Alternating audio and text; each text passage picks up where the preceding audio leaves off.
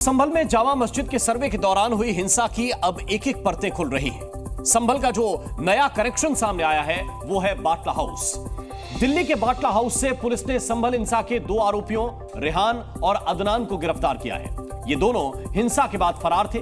दोनों आरोपियों ने पुलिस के सामने अपना गुनाह भी कबूल कर लिया है। सवाल उठ रहा है कि क्या संभल हिंसा के कुछ और आरोपियों ने बाटला हाउस में शरण ले रखी है। संभल को सुलगाया,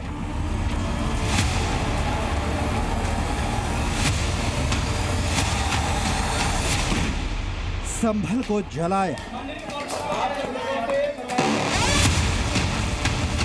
संभल में पत्थरबाजी की,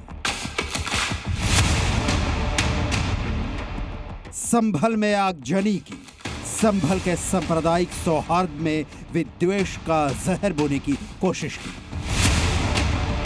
और इतना कुछ करने के बाद फरार हो गए। पुलिस छापेमारी करती रही, इस जिले से उस जिले खाक छानती रही और ये दोनों रेहान और अदनान राजधानी दिल्ली के बाटला हाउस में ठंड में दुबके रहे। जिनके यहाँ छुपे थे उन्हें भनक तक नहीं लगने दी कि सुर्खियां बना संभल कांड में इनकी भी हिस्सेदारी थी। 1 महीना 3 दिन तक पुलिस छापेमारी करती रही। संभल हिंसा के दोनों आरोपियों अदनान और रेहान ने अपना गुनाह भी कबूल कर लिया है।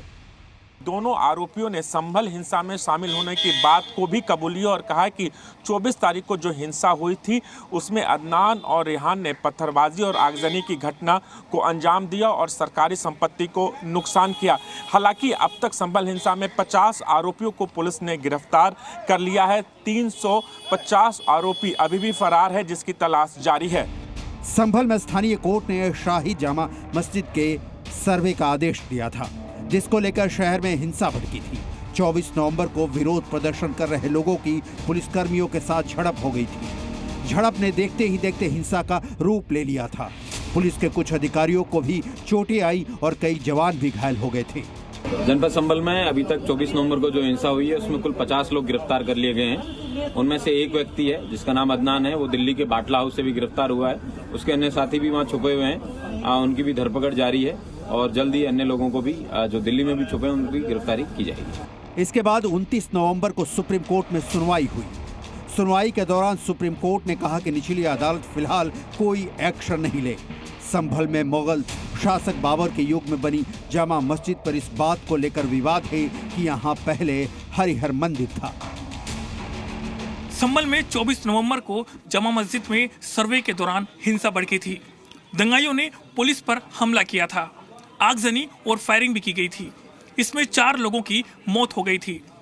पुलिस अब तक दंगा करने वाले करीब 50 से ज्यादा लोगों को गिरफ्तार कर चुकी है, लेकिन अभी भी करीब 400 ऐसे दंगाई हैं जो पुलिस की गिरफ्त से बाहर हैं, जिनकी गिरफ्तारी के लिए पुलिस की कई टीमें तमाम जगहों पर अभी भी रेड्स डाल रही हैं। रेहान और अदनान संभल हिंसा के बस 2 चेहरे हैं। ऐसे 350 आरोपियों की पुलिस को तलाश है जो फरार है। सवाल है हिंसा के आरोपी कानून के लंबे हाथ से कब तक बचे रहेंगे।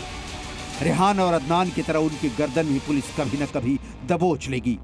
सवाल ये भी उठ रहा है कि बाटला हाउस से संभल हिंसा का क्या कनेक्शन है, जहां महीने भर से रेहान और अदनान छुपे बैठे थे। ब्यूरो रिपोर्ट, जी मीडिया।